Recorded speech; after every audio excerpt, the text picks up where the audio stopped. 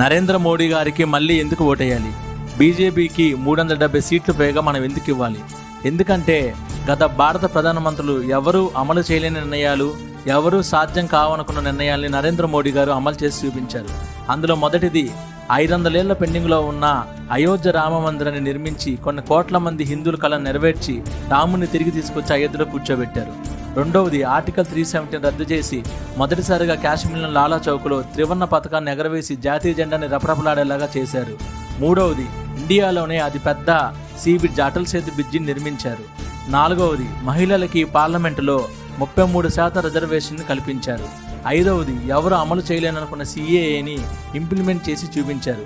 ఇంకా నరేంద్ర మోడీ గారు అధికారంలోకి వస్తే మన దేశం కోసం యూసీసీ అమలు చేస్తారు, ఎన్ఆర్సీ అమలు చేస్తారు, జమిలీ ఎన్నికలు తెస్తారు, పీఓకేని మన ఇండియాలో కలిపేస్తారు. ఇలాంటి ఎన్నో పనులు చేస్తారు. అందుకని మళ్ళీ మనం మోడీ గారికి ఓటేసి బీజేపీకి 400